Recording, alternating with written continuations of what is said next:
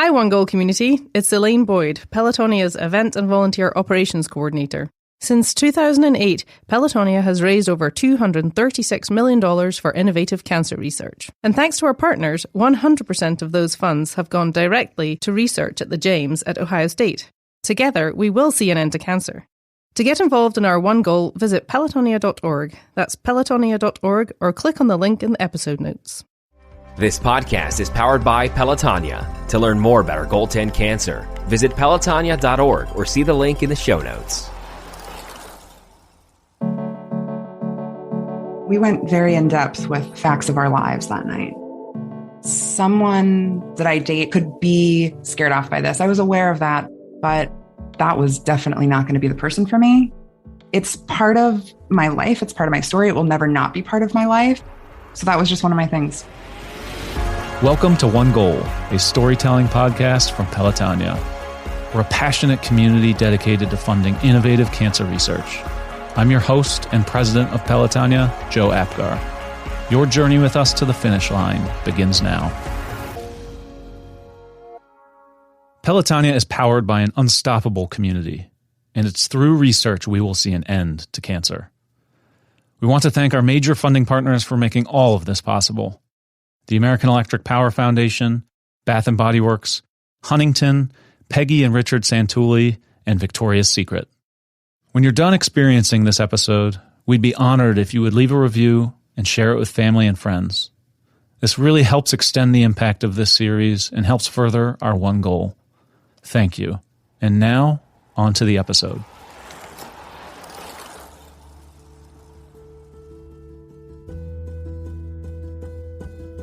Well, we are super excited today to have on the One Goal podcast Autumn Theodore and Jake Berry, two community members that have met over the last couple of years and have a really fascinating story to share. So welcome to the podcast.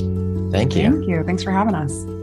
So would love for each of you just to introduce yourself however you want to be introduced. So Autumn, I'll let you go ahead first. Sure. So my name's Autumn Theodore, and I am a local commercial photographer. And so I love the work that I do with so many different businesses around the city, which is awesome. And yeah, I like to spend my free time with a lot of friends and different community organizations like Pelotonia that does a lot for the community. And I'm Jake Berry. I'm Autumn's partner, and I work for Cover My Meds, which is a local company here in Columbus. We have the awesome new building downtown, and I work in analytics there and been involved with Pelotonia since 2014 and a huge supporter of the organization. So Autumn, I want to get started with you and sort of your health journey and sort of the personal journey you've been on over the last several years. So my question for you is when did you feel like something wasn't right? And what was that experience like? I had migraines for about 10 years. And finally, after maybe 8 years, I went to a neurologist and I was like, I don't really want to take medication, but can you help me with something? Because these migraines are not great. And he recommended some vitamins to me, and those vitamins did wonders for a couple of years. Wow. And he said, if you ever feel the headaches go to the back of your head, make sure you see me. A couple of years later, the headaches did start to go towards the back of my head. And I also, every once in a while, noticed things around me just shaking a little bit in my vision. I knew nothing was shaking. It wasn't a mental thing. It was literally just seeing like a little bit of shaking, especially when I was moving quickly, like when I was driving. That's terrifying. So I called him and I told him, and he was like, you know what? We'll get you in. I'm going to, check you out, and I'm sure everything's fine, but let's do that. I went in for an appointment. He's like, seriously, everything looks fine. Let's just schedule an MRI so that we can cross everything off. 3 weeks later, May 24th, 2018, that was a day that I'll never forget. I was lucky my mom was in town visiting. It had nothing to do with the MRI. She went with me to my appointment, got it done, went to get my hair cut. And when my head was back in the sink, getting my hair washed, I got a call. And as I was sitting there with wet hair, my neurologist told me that I had a brain tumor. He said, you don't have to go to the emergency room this very moment, but you have to go tonight. Like, you can't just go to bed and go tomorrow. You have to go tonight. I didn't know what was about to happen. So my mom and I went straight to my apartment. I work for myself. I'm a self-employed photographer. So I had shoots lined up for the next several weeks, if not months. I had unedited photos on my computer that needed to go out to clients in days. I sat on my computer for hours editing photos. I packed up a backpack with my laptop and some yoga pants and went to the emergency room at midnight. It's amazing that you were able to get your affairs in order, basically, with all that hanging over you. Because I've been through my own cancer experience, and I had a similar kind of situation where I was told to go to the emergency room. You don't have to run there, but be there today. And I went right there. It was crazy. And I was super lucky that my mom was there, but her sister, my aunt, came from Cleveland immediately to Columbus. We were at the emergency room at OSU. And by 3 a.m., we were upsetting the rest of the nurses on the floor because we were being so loud laughing and joking around that they had to shut our door and be like, you guys need to calm down. I think humor is the best way to deal with these situations, as hard as they are. And those are honestly my memories from that night. They said that they were going to discharge me the next day because they were scheduling surgery for me 7 to 10 days later. There was really just a lot of sitting around and talking. I think I had an additional MRI. A lot of doctors were in. They had bars up on either side of me in case I had a seizure. I had never had a seizure because of my brain tumor, so I was super lucky with that. But they were doing all the preventative work that they could from me, getting hurt in a different way. I was discharged later the afternoon of the next day, and I knew I had 10 days to get the rest of my life in order. I didn't know what that week between finding out and surgery was going to look like, so I was preparing for everything. My mom never left. She stayed with me the whole time. I wasn't allowed to drive because I could have had a seizure, so I had to either have her take me places or take Ubers or have friends pick me up. And I also went to a lot of social things. I went to graduation parties and baby showers and birthday parties, and my life didn't stop. And I was very open about this. I told everybody in my life, I put it on social media what was happening because I wanted people to know. I wanted people to know that I was going to be okay because I knew I was going to be okay. So it was an interesting and very busy 10 days between finding out and surgery. After the initial MRI or even in the emergency room, did they give you your official diagnosis, or were they waiting until after the surgery to really determine what exactly it was? They knew it was a brain tumor. That's all they knew. So do you remember, what's interesting about a scheduled surgery is that you drive to the hospital or someone drives you to the hospital, the anticipation of, whether it's early morning or whatever it is, but it's not like an emergency surgery, right? And so there's a whole different level of, I think, anxiety that can come along with that. Do you remember the day that you had your surgery? I remember in preparation for that, they put me on dexamethasone, which is a steroid, which I was very prepared for COVID because when you're on this, you lose smell and taste. So I was ready, in the past 2 years. I was very sad I couldn't taste because we went to India for dinner the night before my surgery.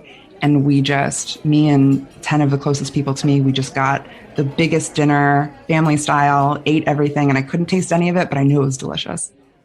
And so that night, my mom stayed with me, and she's a nurse. So she knows all the things that are supposed to happen and what needs to be prepared. And I had to wash my hair twice in a row with a specific shampoo. And because they're, cutting into my head and they're about to shave part of my head and they need it to be extremely sanitized in a certain surgical way. So that's what I remember that night, is just washing my hair twice and packing a bag. And I was very optimistic and knew that I would in some way be fine.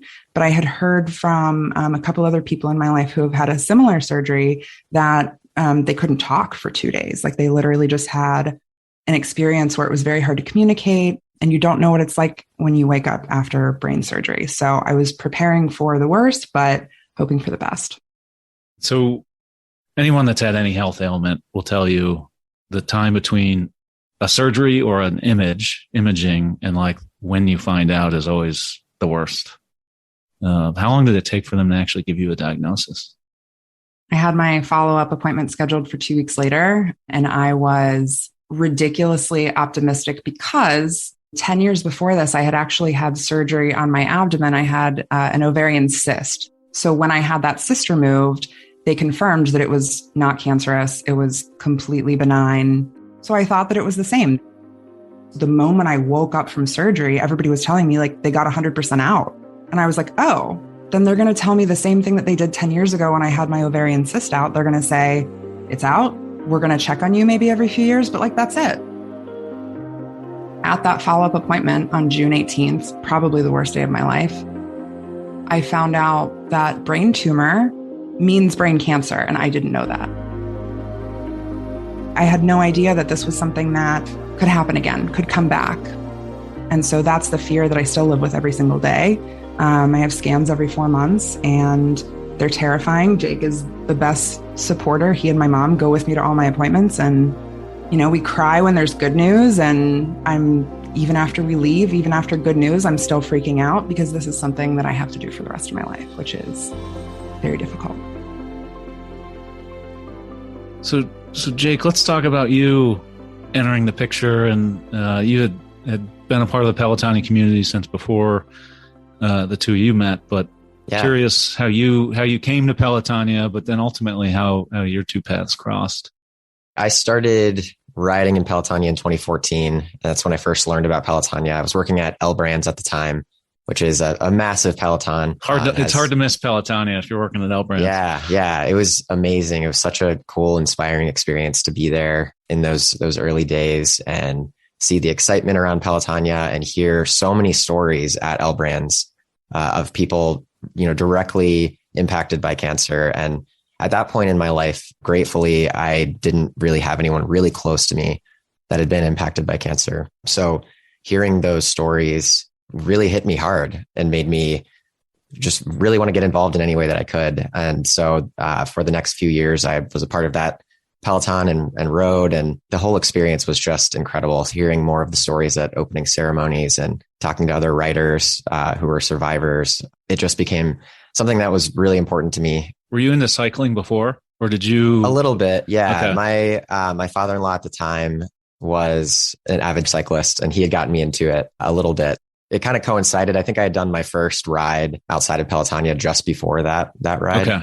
I bought a bike from another Pelotonia rider who was really amazing and generous and had a very nice bike. And he was one of those riders that was like, I'm ready to upgrade to one of these $10,000 bikes. And I was not at that point. But he sold me my first actual road bike for a Pelotonia donation, which was really amazing and got me even more into riding. I feel like you probably got a really good deal. Getting a bike from somebody that's upgrading to a $10,000 bike is like the best possible way to do it. Yeah, it was great. It's great. It's still my bike today. It's still what I ride. So I did 100 miles that next year, which was an amazing experience on its own. To do that and overcome that, I'm not a super active person in general. So that accomplishment was really big for me. And then a year after Autumn's diagnosis, we met over pizza at Polly G's. What was the Polly G's order? Do you remember? We definitely got a Hellboy. Is that the one with the hot honey? Yeah, yes, sure is. That's our favorite. So good. That style of pizza is my favorite. Same. So we had our first date there, and it was great. I think we talked for 7 hours. We did. That was a 7-hour first date? Yeah. That's got to be a record of some sort. That's amazing. That's when I first learned about Autumn's diagnosis and heard that story. It was, everything that you just heard. And it also, like all of these other stories before, just really hit me at how difficult it is for someone going through this experience and how important it is for the work of Pelotonia to continue and to grow. So I'm curious what you felt, maybe not what your outward reaction was, but what you felt and what was going through your mind when she shared that on her first date. Because when I met my wife and I took her out on our first date, I just laid it all out because I felt just better to get it out of the way now. Autumn, was that your game plan going into it? I didn't have a game plan. I was very aware that someone that I date could be scared off by this. I was aware of that, but also very prepared to understand that that was definitely not going to be the person for me. So if that turned anyone else or any person that I was dating off, like clearly I'm not going to spend another minute with them. Yeah. So I wasn't really conducting a test on that first date. It was just, it's part of my life. It's part of my story. It will never not be part of my life. I mean, we went very in depth with facts of our lives that night. We learned a whole lot about each other. So that was just one of my things. Yeah. What did you think, Jake, when you heard that? It was, again, like all of those other stories, really powerful. And with each person that until that point that I'd met, I don't think I'd heard as much about the story going into it and the emotions that go into it. And especially the trauma that goes along with scans. At that time, it was every 3 months for Autumn. And that was a piece of it I had never heard about before. I mean, I think in the back of my mind, I knew it was a thing, but I hadn't heard someone talk about that experience and how scary it is. And even getting good news from it, they can still be really scary, just the anxiety that goes around that. So I think learning about that was, impacted me even more about how important it is to solve this stuff and find a cure for each of these individual types of cancer, and just really, really made me feel for you and your experience. So this pizza date was not the end of pizza for the two of you. And tell me about Brink Club and sort of what inspired it and what you're doing with it. Yeah. So I've been making pizza my whole life. And like I said, really into pizza. It's probably my favorite food. I think I can say that. I've enjoyed cooking since I was a kid, and I've made pizza since I was a kid, but it's just the typical, like mix some dough together half an hour before and throw it in the oven sort of a pizza. And then the pandemic happened, and, everyone was making their sourdough bread and things like that. Oh, yeah. I forgot about the sourdough bread thing. So I tried that one time, and sourdough didn't really get it going for me, but I started reading through that, started reading more about pizza dough and learning about the process that goes into making a true Neapolitan style pizza. And it's like a multi-day fermentation process. And I have ADHD. And so I learn about something like this, and then I like hyper focus down on and go way too deep on it. So that's what happened with pizza. So I started, learning about different hacks to make that style of pizza in a home oven, and eventually bought a pizza oven and started making pizza for my friends, and just realized like the joy of seeing people enjoying pizza, trying something they'd never tried before, toppings wise, and just seeing the look on their face was just like, it just continued to fuel my interest in it. So last year for our Cover My Meds Peloton, we were, talking about different ways to raise money, and we do a raffle every year, like a big auction raffle. And so I decided to auction off 2 pizza experiences and just like throw a party for a couple of people. And that went really well. And I had a really great time and raised a lot of money through that, and decided this year to try to make that a little bit bigger, and started planning out doing larger events and things like that. And then we got to talking about the idea of a supper club and how cool it would be to get to know people and sort of create an experience in our home. And that's where the Brink started. So we're going to start it this summer in June. And it'll be all for Pelotonia donations, pizza, good drinks. My brother is an amazing mixologist, and he's going to help us come up with some great drinks. And we'll have some other surprises that go along with it. But just hoping to create an experience that's just an amazing time. I love it. We'll count the Pelotonia office in. Autumn, I want to sort of talk about Great Minds and everything you're involved with there, because I think it's really important. And, we're blessed to live in a community like Columbus that I think has got to be one of the most philanthropic communities in our country. And there's just so many great organizations, so many great events that exist, and want to dive a little bit into what Great Minds is and sort of what it means to you and how you've been involved. The day, June 18th, that I got my diagnosis, my actual diagnosis, and, you see a social worker that day, and they give you a lot of information and ways to find support. And one of the brochures that I got said, "Rock and Roll Over Brain Cancer." And I was like, this must be like an organization that raises money for brain cancer or something. correct assumption. But I had so much paperwork that I didn't really look at it. I was just very aware of the name of this organization. And so a couple months later, I'm at an event for the College of Social Work at OSU. I'm photographing an event for them. And there's this woman there, and I find out that she is the president of Rock and Roll Over Brain Cancer. And I was like, oh, I've heard of them. I have to talk to this woman. Find out that she and I have the exact same diagnosis, to a T. It's horrible. I don't want anybody to experience this, but it's nice to find that connection with someone else to really understand what it's like. She had found out in 2001, in the summer of 2001, I believe. And this was 2018. And this was 17 years later, and she was alive. I mean, she was told that she had 5 years because this was prior to so much brain cancer research. There's just so much that has come to be. Every year that goes by, there's way more stuff that can be done with these types of diagnoses. And so I was 2 months out of surgery, and she was like, oh my gosh, you just had surgery 2 months ago. This is a big time for you. And I was like, yeah, and you're here 17 years later. This is amazing. She told me about the organization, and she was like, you should be part of our board. And I was like, you don't even know me, but I'm interested. So let's talk about this. And so within another month or two, I was on the board of Rock and Roll Over Brain Cancer. We have a couple events, time passes, and her name is Mary Kay Fenlon. She actually is now a judge in Columbus, which is super cool. As a judge, it's, I think, possible legally, but it doesn't look the best to also be president of a board that has to do with donations and fundraising and stuff. So she was like, I need to have another president. Do you want to be president? And I was like, sure.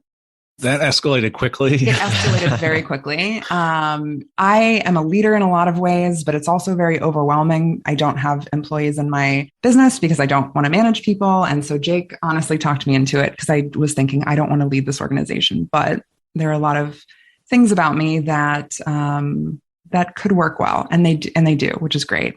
So the day that I became president, I said, this is a great organization, but it not only focuses on music anymore. It's way more than just rock and roll. There were golf outings. There were wine and cheese events. There are all these different things. I said, I don't think Rock and Roll Over Brain Cancer is the correct name. Let's maybe find somebody to work with, a marketing agency, something, to help us through this process of renaming, rebranding, having an entirely new visual identity. And so I started looking and reaching out to people that I know who own different businesses. And several steps along the way, we found Nonfiction, which is a marketing and branding agency in Worthington. And because one of the co-owners, his mom had brain cancer and actually passed 2 years ago, they gave us a $30,000 project pro bono. And we will That's be amazing. Forever grateful for them. They helped us rename, and our name now is Great Minds. And this all had happened in the fall and winter of last year. So we are about to have our launch event in the next couple months. And we're just really excited to kind of show that new look to everybody and hopefully expand our community to be able to specifically raise money for brain cancer research and patient care at the James. Any details you can share on the launch event? I can't say where or the exact date yet. Yeah, that's okay. We're very excited. I know how event planning goes. And yeah. Two final questions. I guess first question, what's Pelotonia mean to both of you? Jake, you're coming up on pretty soon a decade involved with the organization. Autumn, you've lived in Columbus and have seen it, but now obviously closer to your heart. So I'm curious what it means to each of you. 10 years ago, I remember, I don't know if it was a bar crawl where the funds went to cancer research, but I was wearing a t-shirt and it said something like, I fundraise for, I raise money for, and it was a little line for you to be able to write in somebody's name. And I was with a bunch of friends and they all had, a family member's name, a mom's name, whatever, to write into this line. And I literally was thinking who do I know that has cancer? I literally couldn't think of anybody. And I literally wrote on this t-shirt, anyone who needs it, because I didn't know anybody with cancer. I am so fortunate to have a family that is incredibly healthy. And because of that incredibly healthy family, I never thought that I would have cancer. And so I always remember that day just being a day where I still felt a lot of connection to organizations that do the work and people who are part of it who don't even have the specific connection to someone. Like Jake, he wasn't even writing for any particular person. He just found a lot of value in Pelotonia and the amazing, insane amount of work that you guys do for literally everyone who's been connected to cancer. I remember feeling a lot of emotions around Pelotonia. I remember coming to some of the, kickoff events the weekend of with friends who were riding, just crying, standing there watching the videos and crying. I knew nobody with cancer. And it was so emotional. And I was like, this is incredible. I love that they're doing this for people. And I felt absolutely no connection to it until 2018. And then it really meant something to me. The work that was being done really meant something for me. Yeah, that's amazing. You never would have thought you could have written myself on that line. Exactly. Never. Yeah. Jake, what about you? For me, all the way from the very beginning, just hearing so many stories, hearing from the researchers at the James when they would come to speak at L Brands, I think from that point on, it just continued escalating and becoming more and more important to me. From there, my daughter was born in 2015 and then my son in 2017. And the thought of my kids having to go through that, that made me feel even more passionate about giving my time and money to Pelotonia and trying to raise awareness around it, because I hoped that once they were older, that would be something that's, in the past. So that was, really important to me. And then meeting Autumn. And I've also, had a few other people in my life since who have passed away as a result of cancer. With each year that passes, the mission of Pelotonia becomes more and more important to me. And with that, the amount of money that is raised and the research that comes out of the work that Pelotonia is doing just continues to get more and more amazing. I've met so many people in the last few years that have been directly impacted by the research that Pelotonia has funded. And so with every year that goes by, it's just more and more important to me and a bigger part of how I spend my time. That's awesome. I appreciate both of you sharing that. Before we sign off and let you go, we got to circle back to the pizza. So it can't be Polly G's because we just got to pick something else. So best pizza order in Columbus. Next for me, Harvest and Natalie's. Like I said, that Neapolitan style is my favorite. Harvest was my number one prior to Polly G's opening. Oh my gosh, this is the pizza that I've had in Southern Italy where my grandpa's from. It's so good. This is what I want.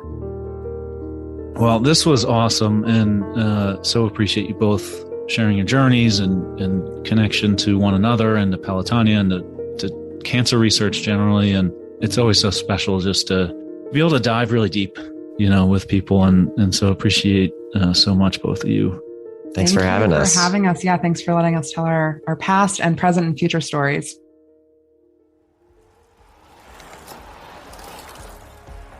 This has been One Goal, a storytelling podcast from Pelotonia. I'm your host, cancer survivor and president of Pelotonia, Joe Apgar. Interview and production scheduling by our marketing and communications team, Gabby Blauert, John Tolbert, and Alita Smith. One Goal is carefully crafted, produced, and mastered at the studios of Wessler Media. Special thank you to all of our guests for being so willing to share their inspiring journeys for this podcast. Also, please rate, review, and subscribe so you can listen to previous episodes and receive notifications about future ones. If you want to learn more about the Pelotonia community and how you can make an impact on cancer research, see the link in the show notes or visit pelotonia.org. That's pelotonia.org.